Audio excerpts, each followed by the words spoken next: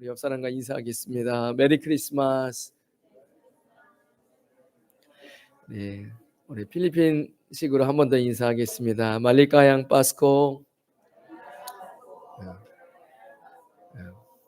우리 메리 크리스마스, 말리카양 파스코. 메릴리 크리스마스. 메릴리는 즐겁게, 크리스는 크라이스트, 메스 합해져서 즐겁게 그리스도를 예배합시다. 이런 뜻이죠. 성탄절 이 새벽에 하나님께 예배드리면서 마음이 이렇게 많이 울컥했습니다. 영원히 늙지 않는다라는 거 아시나요? 제가 영원히 늙지 않는다라는 것을 언제 느끼냐면 십자가의 은혜가 날마다 새롭다라고 느껴질 때 그때 영원히 늙지 않는구나 이런 생각을 해봅니다. 여러분들은 이 크리스마스 성탄절이 언제부터 시작됐습니까? 그런 생각이 들었어요. 너에게 성탄절은 언제부터 시작되었는가? 뭐 이렇게 질문하시는 것 같았어요. 제가 하도 이 초를 강조해서 이 첫 번째 초가 켜진 때부터 우리의 성탄절이 시작됐나요? 제가 마음에 제가 예수님 처음 만났을 때부터겠죠. 이렇게 저는 이야기했습니다. 저에게 십자가가 처음 깨달아졌을 때 너무 큰 은혜였습니다. 나 때문에 예수님께 십자가를 지시고 또 그 죄가 용서함 받았다. 그때부터 어쩌면 성탄절은 시작되지 않았나 시작됩니다. 성탄절 불이 하나 대강절 불이 켜지고 두 번째 불이 켜지고 세 번째 불이 켜지고 네 번째 불이 켜지고 오늘 성탄절 이 새벽에 이제 예수 그리스도를 상징하는 하얀색 초의 불이 들어왔는데 우리의 성탄절은 아마 예수 그리스도를 처음 영접했을 때 죄사함 받았을 때부터 아닌가. 그러고 나면 그 뒤로 주님께 뭐라 이야기할 수 없습니다. 컴플레인 할 수 없습니다. 주님 언제나 신실하셨고 그리고 나를 구원해 주신 것 그 하나만으로도 내 인생에 어떤 역경이 와도 주님 앞에 사실은 불평할 수 없죠. 우리는 어쩌면 예수님 처음 만났을 때 십자가 처음 만났을 때 그때부터 이 성탄이 시작되었는지 모릅니다. 오신 예수님을 어떻게 기뻐할 수 있습니까? 이제 새벽에 예배드려 나오는데 그런 생각이 들었어요. 세상은 늦게까지 파티하고 뭐 파티 자체가 나쁘다는 것은 아닌데 의미가 없습니다. 크리스마스 성탄절에 왜 파티해야 되는지 늦게까지 술을 마시고 친구들과 어울려 노는 거 뭐 다 좋습니다. 정죄하고 싶은 마음은 없습니다. 그러나 주님을 예배해야 하는 이 새벽에 그들은 너무나 고요한 거예요. 예수님을 모르기 때문에 그 예수님을 이제 만나고 다시 오실 예수님. 어차피 성탄은 두 가지 의미밖에 없습니다. 내가 만난 예수님이 너무 기쁘고 감사한 거예요. 그리고 다시 오실 예수님을 기다리는 겁니다. 그냥 마음속에 좀 그런 뿌듯함이 있었습니다. 비록 1년에 대강절 4주로 지내지만 우리가 이 4주 동안에 기도해야 하고 또 예배드리고 이 성탄절을 기다리면서 오신 예수님 기뻐하고 다시 오실 예수님을 기다림을 이 초를 켜지는 이것을 보면서 수고했다 또 감사하다 좋은 기다림이었다 그런 설교 드렸잖아요. 기다리는 시간이 지루하고 힘든가 아니면 기쁨과 즐거움으로 우리가 예수님을 맞이할 준비가 되었는가. 오늘 본문에 보면 누가복음 2장 14절에 지극히 높은 곳에서는 하나님께 영광이요 땅에서는 기뻐하심을 입은 사람들 중에 평화로다 하니라. 그러니까 하나님 나라에서는 하나님께 영광이고 땅에서는 기뻐하심을 입은 사람들 중에 평화입니다. 이 새벽에 성탄절 주님 앞에 예배드리는데 필리핀뿐만 아니라 전 세계 이 크리스마스를 보내고 있는 사람들 중에 하나님의 평화가 있는 사람들이 얼마나 되겠습니까? 저는 모르죠. 확실한 건 전부는 아닙니다. 전부는 아니라는 거. 오늘 이 성탄절 예배를 나오셨던 모든 분들이 이 새벽에 오시면서 뭐 누구나 다 하나님 이 땅에 예수님 오심을 기뻐하고 그 안에 평화를 누릴 수 있는 것은 아니구나. 이런 생각을 했습니다. 여러분 선택받은 겁니다. 그게 여러분 성경을 창세기부터 계시록까지 쭉 읽어보면 내가 지금 예수님을 믿고 있는 것은 선택받은 겁니다. 어떤 사람들은 왜 저 사람은 선택 안 했어요? 그건 우리가 이야기할 수 있는 영역이 아니에요. 우리는 받았음을 기뻐하고 감사하는 것이죠. 행복하다는 생각이 들었습니다. 참 행복하다. 하나님 안에서 함께 해서 이 성탄절 전야로 이브날 같이 이렇게 하나님 앞에 모여서 즐거운 시간들을 주님을 찬양하고 또 하고 오늘 이 새벽에 모여서 하나님께 예배할 수 있다는 게 얼마나 큰 기쁨인지 모릅니다. 가정에 아이가 태어나도 그 아이를 보면 기쁩니다. 공동체 안에도 새 생명이 태어나면 기쁩니다. 그리고 가장 어린 아이를 많이들 사랑해 주세요. 안아주시고. 저는 그게 인간의 본성이라 생각합니다. 그리고 또 아이가 좀 자라고 또 새로운 생명이 자라면 또 그 태어난 아이를 보면서 많은 분들이 축복해 주고 안아주고 하잖아요. 가정에 아이가 손주가 들어와도 분위기가 바뀌어요. 그 아이 재롱을 보면서 다 같이 웃잖아요. 제가 하물며 하늘보좌를 버리고 이 땅에 예수님께서 오신 거잖아요. 이건 정말 똑같은 의미입니다. 한 가정에 자녀가 생기는 거. 이제 인생을 어느 정도 사시고 손자 손녀가 또 생겼을 때 명절에 그 집에 손자 손녀가 들어왔을 때 분위기가 달라집니다. 교회도 마찬가지고. 그러면 이 땅에 아기 예수님이 이 땅에 오셨을 때 하나님께는 하늘나라의 영광이고 이 땅에는 하나님이 기뻐하신 사람들 중에 평화가 있었답니다. 어떤 평화인지 한번 느껴보셔야 돼요. 생각해 보셔야 됩니다. 우리 집안에 연세가 있으신 분들은 내가 손자 손녀들 처음 봤을 때 그 아이들이 재롱을 떨었을 때 얼마나 집안 분위기가 기쁘고 행복했나.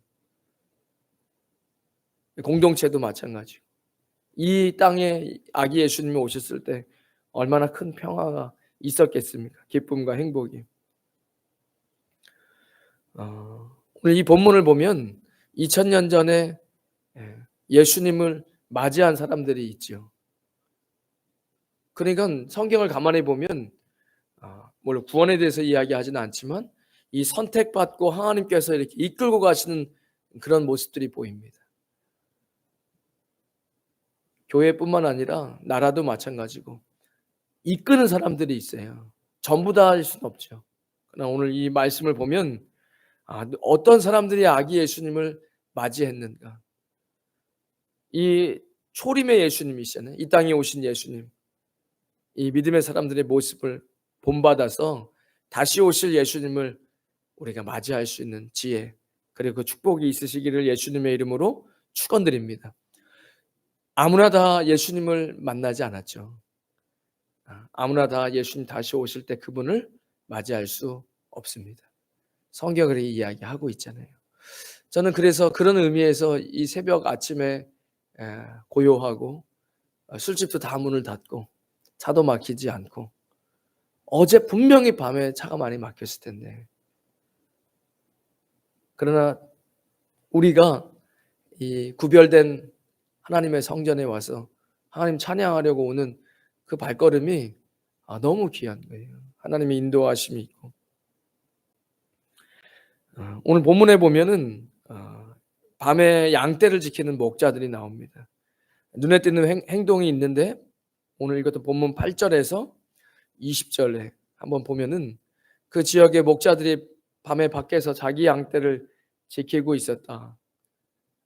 이렇게 이야기합니다. 그리고 특별히 20절에 보면 목자들은 자기들에게 이르던 바와 같이 듣고 본 그 모든 것으로 인하여 하나님께 영광을 돌리고 찬송하며 돌아가니라.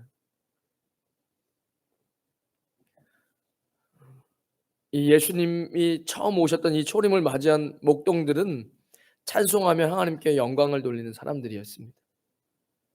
내 백성 내가 나를 위하여 지었나니 나를 찬송하게 하려 합니다. 예수님께서 말씀하시되 만약 이 사람들이 침묵하면 돌들이 소리 지르리라. 여러분 찬양은 하나님의 백성들에게 없어서는 안 될 가장 중요한 것입니다. 영적 전쟁에서 승리하게 하고 그리고 하나님 나라에 이 찬양은 늘 있는 겁니다. 우리가 찬양 평화 제가 생각이 나서 평화로다 하늘 위에서 내려오네 그 사랑의 물결이 영원토록 내 영혼을 덮으소서. 여러분 예수님을 처음 오셨던 초림의 예수님을 맞이했던 사람들은 찬양하는 사람들이었습니다. 굉장히 중요한 영역입니다. 내 백성 내가 나를 위하여 지었나니 나를 찬송하게 하려 합니다. 여러분 예수님 오시는 그날까지 늘 주님을 찬송하셔야 됩니다.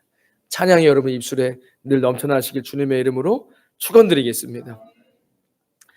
또 가만히 보면 맡겨진 일을 성실하게 감당하고 있는 사람들이었어요. 자기의 맡겨진 그 양떼를 지키고 있었다라고 이야기합니다. 이건 단순히 목회자를 이야기하는 게 아니라 여러분 가정의 어머니로서 아버지로서 또 내가 하나님께서 내게 주어지신 일이 있잖아요. 그것이 직장 생활이든 내 사업이든 학생이며 공부하는 곳이든 그곳에서 나는 하나님이 내게 맡겨주신 것에 성실하게 일하고 있는가, 임하고 있는가. 그것이 돈을 벌기 위한 수단이 아니라 내가 하나님 나라에 내게 맡겨주신 일이라고 생각한다면 중고등부 수련회 가면 아이들 공부하는 게 가장 스트레스예요. 근데 모든 것은 다 때가 있는 거예요. 우연 같은 건 없습니다. 내게 주어진 곳에서 나는 그냥 막연히 돈을 벌기 위해서 일을 한다면 그게 얼마나 즐거움이 없겠습니까? 그러나 하나님께서 내게 이 왜라는 질문은 참 중요하잖아요. 나는 이것을 왜 하고 있는가? 저는 그냥 제가 즐거워서 해요. 제가 즐거운 일을 하다 보니까 돈도 따라오던데요. 그래서 제가 예전에 안 즐거워지면 그때는 어떡할 겁니까? 이렇게 질문했어요. 나중에 어떤 자매님이 너 그거 나중에 싫어지면 그때는 그만할 거예요. 그러니까 거기서 분명히 이유를 찾으셔야 돼요. 하나님께서 왜 내게 이것을 맡기셨는가? 나는 이 일을 통해서 어떻게 하나님 나라를 이루어가고 있는가? 어차피 사람은 사회적 동물입니다. 학생이 일을 안 해도 학교에 가 친구들을 만나고 공부하면서 거기서 하나님 나라를 이룰 수 있죠. 내가 공부하는 이유, 내가 땀을 흘리는 이유. 어쨌든 이 하나님 예수 그리스도를 맞이했던 사람들은 맡겨주신 일을 성실하게 감당하며 찬양하는 사람들이었습니다. 두 번째 보면 21절, 오늘 읽지는 않았지만 21절부터 33절까지 25절에 보면 의롭고 경건한 사람이다 라고 이야기합니다. 여기서 한 세 인물 정도를 이야기하는데 예수님을 기다리면서 예배당에서 기다리고 있었던 의롭고 경건한 사람. 시몬은 성령님이 그 위에 계셨다. 25절 26절에 성령이 그 위에 계시더라. 성령님의 음성을 들었다라고 이야기합니다. 그러니까 예수님을 만난 사람들은 성령님이 그 위에 함께 하시고 성령님께서 주시는 그 음성을 듣고 순종하는 사람이었어요. 성전에 머물러 있어라 라고 이야기하고 그리고 예수님을 만납니다. 마태복음에도 예수님께서 천국 비유를 드시면서 기름을 준비한 슬기로운 다섯천을 이야기하십니다. 그러니까 조금은 주님 앞에서 죄송하지만 어차피 예수님이 이 땅에 다 오실 땐 믿지 않는 사람들에 대한 이야기는 없어요. 다 예수님을 알고 교회를 향해서 성경은 적혀 있죠. 그러나 그때 내가 믿음이 있는 자들을 볼 수 있겠느냐라고 이야기하시잖아요. 그리고 열처녀는 다 잘 자고 있습니다. 저는 거기에 별 5개 쳐놨어요. 참 이렇게 성경이 이야기했으니까 그럴 수밖에 없겠다. 여러분, 우리의 믿음의 선배들이요, 우리의 모습 보면서 정말 통탄하실 수 있습니다. 제가 목회자인데 일반 성도님들, 우리 믿음의 선배님들 보면 정말 우리 못 따라갈 정도입니다. 일제시대 겪고 6.25 겪으면서도 그분들의 놀라운 그 순교의 영성을 보면 우리 따라가기 어렵습니다. 그 어려운 상황에서도 예수님을 잘 믿고 복음을 우리에게 전달해 주셨잖아요. 성경은 신랑이 더디올세, 신랑이 더디오니까 신부들이 다 잠들었다라고 이야기합니다. 신부들이 잠든 이유까지 적혀 있어요. 신랑이 더디 왔기 때문이에요. 신랑이 더디 와서 늦게 오니까, 언제 올지 모르니까 신부들이 다 잠드는 겁니다.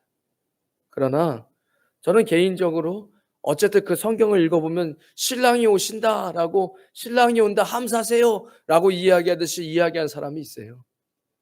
이 땅에 예수님 오시기 전에 어쨌든 이 교회라는 곳에서 또 어떤 걸 통해서도 예수님 오십니다라고 이야기합니다. 유튜브 켜보십시오.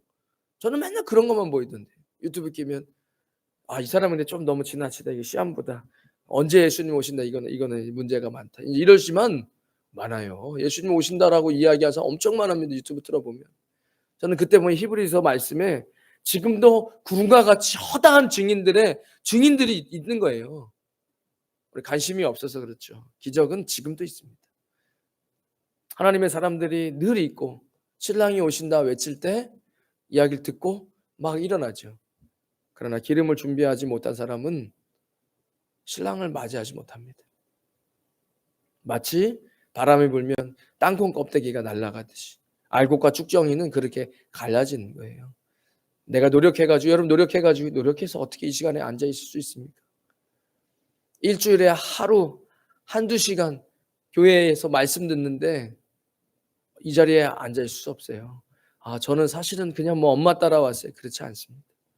이 새벽에 이 지금같이 어려운 시기예요. 사사시대로 따지면 점점 추락하고 있는 시기입니다.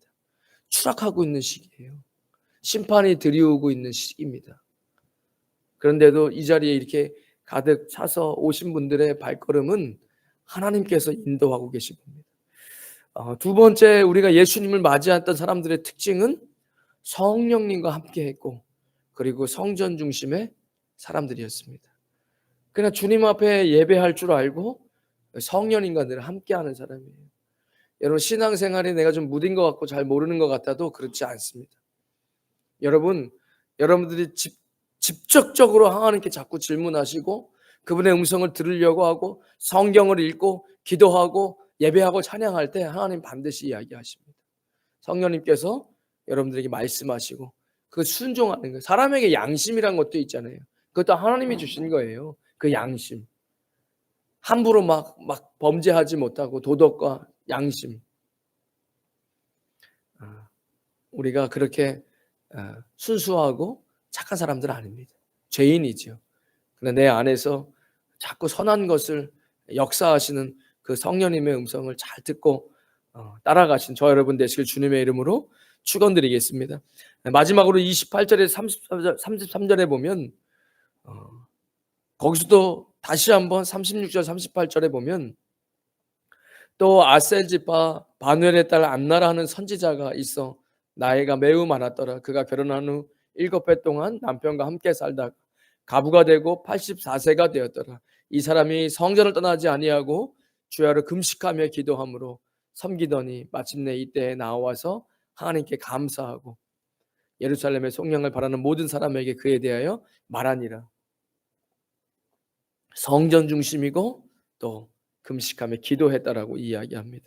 예수님께서 너희가 나와 함께 한 시간도 깨어서 기도할 수 없느냐? 너희가 시험에 들지 않도록 깨어서 기도하여라. 기도와 금식 외에는 이런 이유가 나갈 수 없느니라 라고 이야기하십니다. 예수님을 맞이했던 사람들, 세 사람 나와요. 아기 예수님을 봤던, 자신의 일을 잘 성실하게 감당하면서 찬양하는 사람, 또 성전 중심으로 늘 성령님과 함께 순종할 수 있는 사람, 그리고 기도하는 사람이에요. 이 과부는 계속 성전에서 기도하다가 하나님 예수님을 만나고 내가 이 메시아를 보고 싶습니다. 그리고 그 기도에 응답을 받죠. 기도는 우리의 안식, 빛으로 인도하리. 앞이 캄캄할 때 기도 잊지 마세요. 여러분, 기도를 너무 어렵게 생각하지 마십시오. 기도는 여러분, 좋은 친구 잘못 만나 어른들이 야 친구 따라 강남 간다 이런 얘기도 있고, 친구 만나서 그 친구 때문에 영향을 받잖아요. 사람은 사람의 만남에 영향을 받아요. 여러분, 기도를 하나님을 만나는 시간이잖아요. 우리 마음을 드리면 되죠. 나는 제사를 원하지 않아. 내가 원하는 예배는 상한 심령이라고 이야기하셨어요. 내 상황을 주님 앞에 올려드리는 예배를 하나님 기뻐하시는 거죠. 기도는 어떻습니까? 여러분, 제일 좋아하는 친구, 베스트 프렌드랑 커피숍 가가지고 수다 떠는 거 어려운 거 아니잖아요. 너 아무 말도 하지 마 하고 막 1시간 동안 막 얘기하고, 그리고 싹 일어나서 나오면 친구가 싫어해요. 주거니 받거니 마음을 이야기하는 거잖아요. 이야기할 수 있는 거잖아요. 하나님, 저 이런 것들이 좀 요즘에 힘들어요. 주님, 저 이런 게 요즘에 너무 행복해요. 감사합니다. 좀 제가 이런 것들이 좀 필요한데 하나님 어떻게 할 수 있을까요? 이런 기도는 하나님과의 대화잖아요. 어려운 거 아니잖아요. 그런데 예수님 만나던 사람들은 다 이렇게 기도하는 사람들이었다라고 성경이 이야기합니다. 이제 2024년도가 해가 저물어 갑니다. 이 성탄절 주님 앞에, 우리 이렇게 주님 앞에 서는 날까지 하나님 내게 맡겨주신 거 성실히 임하면서 찬양하고, 또 성전 중심에서 하나님께 예배드리고 기도하는 삶. 이게 형식이면 이 자리에 나오기 어렵습니다. 뭐 형식적인데 이 새벽에까지 나와서 예배드립니까? 그러나 주님과 함께함으로써 여러분, 올 한 해 잘 마무리 지시고 내년을 주님 앞에 기도하면서 준비하는 거 꼭 필요합니다. 하나님께서 마음에 꿈이죠, 소원, 이런 것들을 집어넣어 주시는 거예요. 그렇지 않고는 내가 이렇게 해야지 하고 나서 대부분은 작심삼일이에요. 여러분, 모든 사람이 다 작심삼일입니다. 우리에게 선하고 좋은 게 없습니다. 그러나 하나님이 우리에게 넣어주시는 이런 소망은, 나이가 많이 있으셔도 하나님 소원을 넣어주세요. 올 한 해 잘 마무리하시고, 다가오는 새해가 기대되지 않는 것은 우리가 살아온 인생 중에 실패하고 상처받은 것들이 너무 많아서 그래요. 작년과 똑같은 올해와 똑같은 내년, 이러면 거기에 그 사람에게 더 이상 소망 같은 건 없습니다. 하나님께서 그 안에 기쁨을 넣어주시고 소원을 넣어주시면 그것이 막 하고 싶어지는 거예요. 하나님이 거기에다가 능력을 부어주는 거예요. 하고 싶으니까 하나님께 나 이거 하고 싶은데 할 능력이 없어요. 하나님 도와주세요. 그러면 하나님께 기도하게 되어지고, 그것을 이루기 위해서 하나님께 또 기도하고 하나님 능력 주시고, 여러분, 다가오는 2025년도를 기도로 잘 준비하고, 또 예수님 이 맞이했던 사람들처럼 다시 오실 예수님을 맞이하신 저와 여러분 되시길 주님의 이름으로 축원드리겠습니다. 하나님, 감사합니다. 오늘 이 아침 주님께서 깨우시고 발걸음 인도하셔서 이 자리까지 올 수 있었습니다. 주님, 신앙은 노력해서 하는 거 아닙니다. 주님께서 우리가 최고가 되라고 이야기하지 않으셨습니다. 하나님, 주님과 함께 하자라고 이야기하셨습니다. 성령님, 우리와 함께 해주셔서 우리의 발걸음 인도하시고 오늘 이 시간 주님 앞에 예배하게 하신 감사합니다. 이미 오신 예수님을 찬양하고 기뻐합니다. 다시 오실 예수님을 기다립니다. 늘 깨어서 다시 오실 예수님을 맞이하는 귀한 하나님의 백성들 되게 하여 주시옵소서. 이제는 우리 주 예수 그리스도의 크신 은혜와 하나님 아버지의 무한하신 사랑과 성령님의 감동감화 교통하심이 오늘 성탄절 주님 앞에 나와 예배하는 주의 백성들 머리머리 위에, 그들의 가정과 자녀들 위에, 땀 흘려 일하는 믿음의 기업 위에, 우리 임마누엘 교회와 이 땅 필리핀과 조국 대한민국 위에 지금부터 영원까지 함께 있을지어다. 아멘. 아멘.